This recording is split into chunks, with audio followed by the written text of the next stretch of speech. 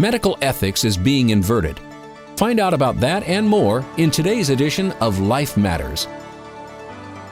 Brian Johnston is the Western Director of the National Right to Life Committee.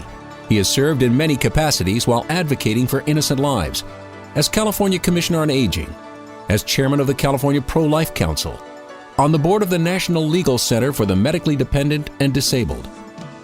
And now here's our host, Brian Johnston.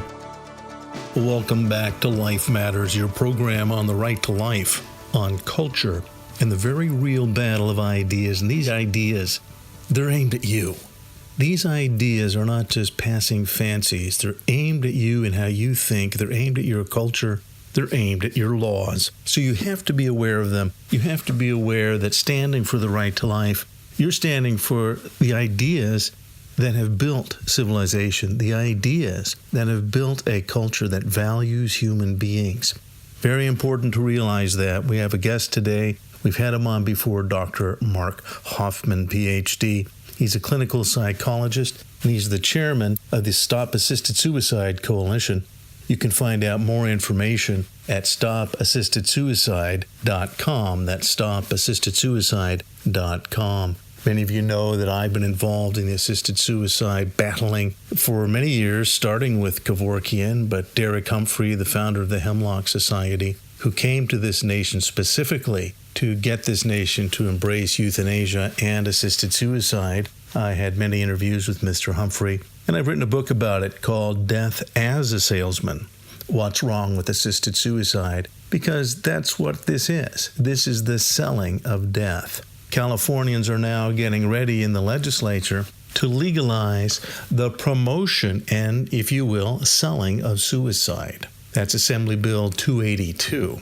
You'll hear more about it in the program, but I want you to know that you can go to stopassistedsuicide.com to find out more and to download a petition. This petition is applicable across the nation, and we will get it to legislators in your particular state. But here in California, even though assisted suicide has been legalized, it's not yet legal to promote it to people.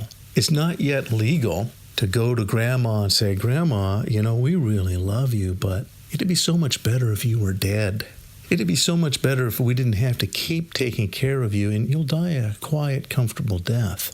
As you're going to hear about in this program, it is not necessary for someone to be almost dead, as they have implied.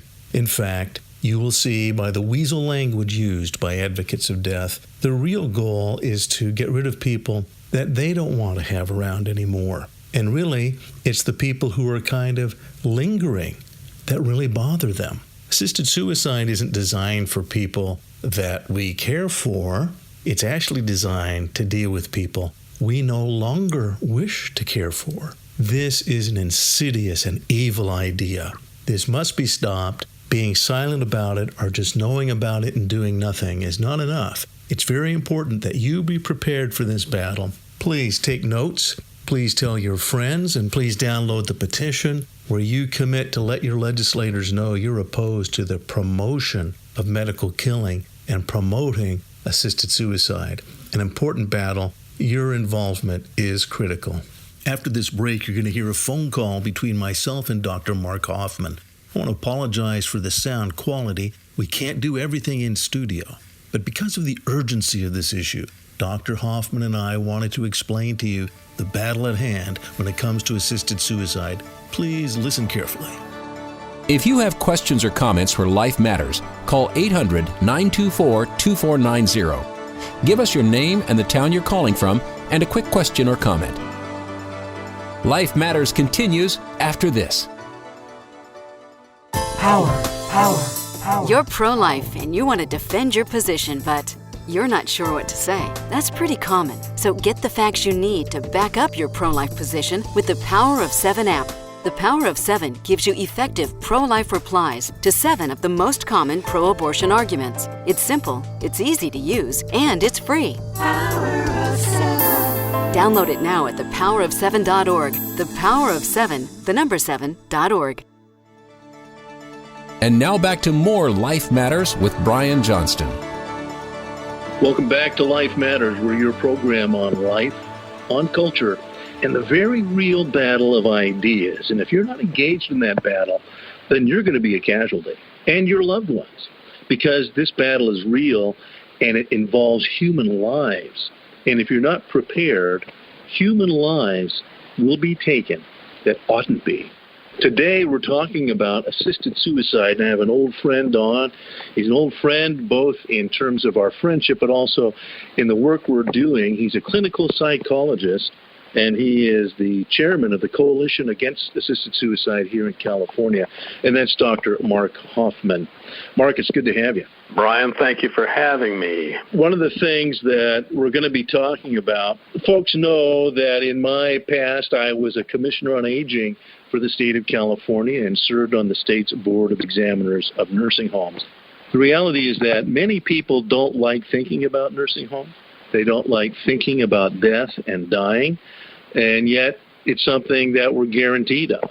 You need to think about it. You need to be prepared for it. You need to be ready for your sake and for your loved ones to understand it. It actually helps to deal with those emotions early on so that you can wrestle with them and come to proper understanding. Failure to do that will make you susceptible in this battle of ideas. The emotional words that are used to manipulate people and actually to kill them. That's right, to literally kill them. These are insidious words, and they're words that now are being employed in the state of California because California now has legalized assisted suicide. And the laws of California mimic almost precisely the laws of Oregon, where this first started in the United States. Dr. Hoffman, we were talking earlier, Sweden now is considering doing this, but hopefully will not adopt assisted suicide because they started digging into the language and the use of the law in Oregon. Could you tell us about that Swedish study? Yeah, that's right. Fabian Stahler of Sweden got into the Oregon law and raised several questions that are problematic in that law and asked Craig New of the Oregon Health Authority to address them. Well, the answers that he got were very disturbing. What we find is that the law's terms terminal illness and incurable are not adequately or at all defined and are open to broad interpretation. Mr. New's answers to Mr. Saul's questions revealed that a liberal interpretation of the physician-assisted suicide law could allow patients with diseases as common as diabetes, who could live almost normal lives decades longer with treatment, for whatever reason, to refuse treatment and opt for suicide instead. It could even allow for suicide as an option if healthcare insurance were unwilling to pay for treatment that could significantly extend life or cure a disease. Yeah, so if you think about it, if you know someone who has diabetes, well, that's a pretty serious illness, but in fact, it is treatable. However, if you don't have medical treatment, if you're supposed to be taking insulin regularly and then don't take that insulin, in other words, stop medical treatment, you're going to be terminal, and in a lot quicker time than 6 months. And so, as Dr. Hoffman pointed out, that's how it's being interpreted. But that isn't how it was sold to the public. That isn't how the law was passed, and as you know, that isn't how it was passed here. That's right. When the End of Option Life Act was initially proposed, advocates stressed that the language of the bill prohibited coercing or encouraging and exerting undue influence on a person to request a drug for the purpose of ending his or her life. Language was that it would be reserved for, those patients who were at the end of life, not expected to live longer than 6 months, and that there was no treatment to extend their lives significantly. The idea presented in public opinion polls is that physician suicide should only be applied to people with incurable disease who have nothing else to look forward to but an imminent and miserable death. But that is not what we're getting. No, and I do want to remind people, as I've said on this program before, I've had the privilege to be at several deathbeds, and it's an incredibly powerful experience. If you've never had that experience, it may sound strange, but I recommend it. If you would like to be a hospice volunteer, it'll change your life forever. And I've been at all of the births of my children, 5 children. Very powerful experience. That's also for those who have gone through that. When a human being, you meet someone entering into the world, it's powerful. It's even more powerful when they leave. And if you're there to counsel and comfort, it will change you irrevocably. It will touch you in a way you need to be touched, because that's coming for you too. There's also a disturbing bill in the California Assembly now, Assembly Bill number 282, obscures existing law and diminishes legal consequences for deliberately aiding, advising, or encouraging another to commit suicide. Yeah, this is exactly what we told folks was coming.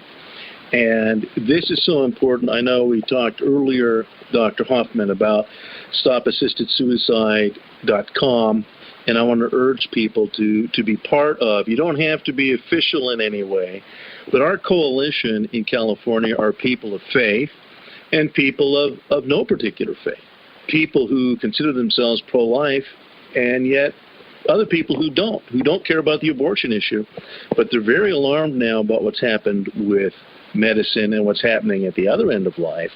We have members of our coalition who are medical professionals who are so deeply offended at now what's happened to their own profession. We are preparing a petition, the only way to stop Assembly Bill 282. And as Dr. Hoffman pointed out, this whole idea is being marketed with dishonest language, with emotional language. So as 282 moves forward, we are going to be stopping it by having you present petitions to your personal legislator. The way democracy works is your personal legislator is actually somewhat afraid of you. And the reason is you hired them. Every election year, we've been given a system. You get to hire someone to make laws for you. That's what an election is. And unless you're communicating with them, they hear the media too. They believe those emotional words. They're talked into it by the euthanasia advocates. But if you have concerns, you have much more voice. And so you will find at stopassistedsuicide.com, which is the website for the Assisted Suicide Coalition in California, we are asking you to distribute it locally. So at your local church, at your local community meeting, tell them what's happening. Because, again, assisted suicide is already legal. What AB 282 takes away any penalties for forcing grandma from the train. If you remember that rather tacky movie, I think Danny DeVito was one of the characters. And it was about just disposing of your loved ones. And usually, and it isn't just Agatha Christie novels, often these are legacy hunters. These are people who want to inherit the property, and gosh, grandma's just sticking around too long. She's using it up. I need that. And so the unalloyed motives of greed and selfishness, or maybe they're just tired of taking care of someone. The pressures that are going to come and are coming right now, and the language that's being used, the deceitful language. It throws wide open the opportunity for neglect and abuse of the most vulnerable people in our society, the depressed, the disabled, and the elderly, by encouraging their suicide. Yeah. And by the way, the most recent documentation from the state of Oregon confirms what many of us suicide opponents have anticipated, and that is that those who are emotionally and physically vulnerable are the most likely candidates for suicide. That's right. That's right. And even though it's sold to us as being about pain, no one wants to be in pain, the fact is you don't have to be in physical pain. That if you or a loved one are in pain, the answer is simple. It's 3 words. And those words are not kill the patient. It's get another doctor. Because the resources are there to deal with physical pain.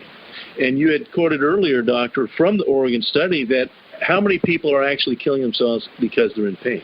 The Oregon statistics show that none of the people cited their reason for committing suicide as pain. It was usually overwhelmingly the fear of what was to come. That's right. So it's the fear. This is entirely motivated about a fear of the future, that they don't know what it'll be like. And to be honest, if you look at the language of assisted suicide and the language of fear, it's entirely predicated on what you don't know. But you don't have to kill yourself. None of us know the future. Even right now, you might be hale and hearty right now. You don't know what tomorrow brings. So to predicate your actions on the fear that something might happen that's really bad is a huge mistake. It's a reason that's been illegal for thousands of years. It's illegal that doctors, it's the reason that the medical profession has been ennobled, is that doctors have sworn for 3,000 years to never kill a patient, a vulnerable patient, even if asked. Even in the name of compassion, doctors swore they wouldn't go around killing, because you can't stop that practice. If it's fear, if it's, you might be 6 months from death, as Dr. Hoffman pointed out, no, the fact is that's not how it's being practiced. It's being practiced against those who are depressed and those whom the medical profession and whom society has decided, well, you shouldn't be alive. And therefore we agree, we will be willing to kill you. This is ominous. This is euthanasia. And unless you speak up now on Assembly Bill 282, again, go to stopassistedsuicide.com. That's stopassistedsuicide.com. Download your petition. Make sure that your legislators know that you're watching them. If you don't let them know you're watching them, they'll go and do these things in the dark. They'll use the deceitful language to justify it, and our culture will change dramatically. There's a phone number too, Doctor, isn't there? That's right. If you don't have Internet, you can call 1-855-668-5455. That number again is 855-NOT-KILL. Yes, not kill. Excellent. That's 855-668-5455. So this bill is ominous. It's on us. It's inescapable. There's other things. We were talking earlier here in California. It was a death in Oregon of a Californian. And so people don't realize, and this is actually also the case in Switzerland, what's known as tourist suicides. Once this is legalized, people are being killed that in principle shouldn't be. Now, Brittany Maynard, many listeners are familiar with her name, and a couple of years ago she was big in the news because she had a form of blastoma of the brain, which is really a very unpleasant thing. And very common phrase, I would never want that. Of course not. Or what I've heard people say when they see someone in a wheelchair, I would never want to live like that. Mm-hmm. Well, I know people in wheelchairs, and they thought the same thing until they ended up in one, and they're really glad to be alive. And you would too, because life is not what you think about the unknown future and what it might be like. And if you make deadly decisions based on fears of the future, then you can kill a lot of people for a lot of silly reasons. The situation in Oregon, and then also we heard about the language now, and thankfully I'm hoping that study is going to stop the Swedish bill. But when we come back, I'd like to talk to Dr. Hoffman about both Oregon and California and some of the implications that are really coming your way, and why the deceitfulness of this language needs to be examined by you and people you know. You should bring it up in conversation at church or at Bible studies, in civic groups that you're part of, because these are our laws that are being changed. Laws that are designed to protect people are being used now to kill them. This is a startling change in the entire ethics of our culture. We'll be right back, and you're listening to Life Matters. You're listening to Life Matters. Just a quick reminder that you can find out more about assisted suicide at stopassistedsuicide.com. If you want to find out in-depth information on the life issues, each program, each podcast deals with a specific issue, and that's at this program's website, lifematters.life. And we spend about a half an hour each program digging in deep. And then we have some 1-minute promos that you can run on local radio stations. Maybe that's where you're hearing us now. If you are hearing us on a local radio station, please let us know the call letters of that station. Call 800-924-2490. That's 800-924-2490. Let us know how we can help you. If you want to pledge to help us, we'd appreciate it. Let the folks at the other end of that call know that you'd like to pledge, and they'll get back to you with the ability to do that. But we want to thank you for listening to Life Matters, because every life matters, including yours, and you can make a difference in this very important battle of ideas. And now back to more Life Matters with Brian Johnston. Welcome back to Life Matters. We're on a special telephone call with the chairman of California's Coalition Against Assisted Suicide, Dr. Mark Hoffman, clinical psychologist. And Dr. Hoffman, we were talking about this assisted suicide issue. There are people across the board, medical professionals, people of various faiths, and people of no faith whatsoever that are just alarmed that our laws now, which are designed to protect, again, the purpose of the law is to protect those that can't protect themselves. That's the reason we have laws. That's the reason we give men badges and guns, is to protect and represent the law so that those who are vulnerable are protected from miscreants, from bad guys, if you will, and to make a judgment and make sure that those who are vulnerable are protected. That's now been inverted. These laws are actually being used to kill the most vulnerable, to justify killing them, and even, if need be, manipulate them. And it's being sold instead as empathy and sympathy and protecting the rights of the individual choice. That's right. And so these people are being often manipulated, and their emotions, this is all about emotions, even more than health. As Dr. Hoffman pointed out, in Oregon, that definition of terminal is incredibly manipulated, and it's rubber. So that if you have a condition like diabetes and you don't take your medicine, well, you will be terminal, even though just by taking that medicine, you could live for 30 or 40 years more. Take another example, a person who's, got kidney dysfunction and has to go through dialysis. Yes. If they don't get that dialysis, well, certainly they're going to die in a very short time. But with the dialysis, they can last and have a meaningful life for quite a long time. That's right. And so we're seeing language intentionally being used. This language is put into the law.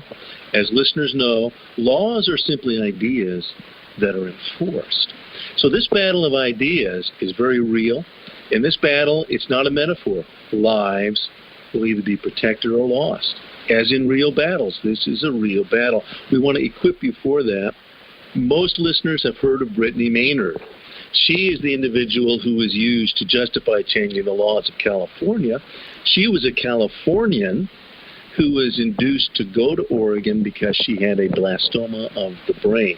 Not a desirable condition, but in point of fact, little was made of the fact that this terrible illness, in fact, while terminal, if untreated, there were actually being treatments developed, and successfully so, at Duke University Medical Center back east. Even as she was dying, CBS ran a story on her exact condition being cured. They just never tied it to Brittany. And I think it's critically important that how you view medicine is critical. Medicine should never be used to kill. When it came into existence under the Hippocratic Oath, it was prohibited from ever being used to kill. President of the United States had a very effective comment in his State of the Union message, and he's insisting, instead of the right to die, he's insisting on the right to try. And that's critically important, that medicine should be used if someone has a condition that isn't quite being dealt with other procedures. If there's new procedures, the president's suggesting, don't kill them. Let's try what might work. That was not done with Brittany Maynard. We were not told of that there were possible cures, because the whole intention of Brittany Maynard was to sell you, the public, and the lawmakers on the emotions of death and dying. That's correct. Some people may not be aware that before she completed the act of physician-induced or medication-induced suicide, she publicly renounced her decision to commit suicide. And then on the date that had been previously announced, she supposedly went ahead with the plan, quite mysteriously. Yes, it's right. It was November 1st, literally in May. And so from May, she became, and this was clearly designed, by the way, by George Soros. People don't realize that Compassion and Choices, the euthanasia advocate organization, is funded by the multi-billionaire George Soros.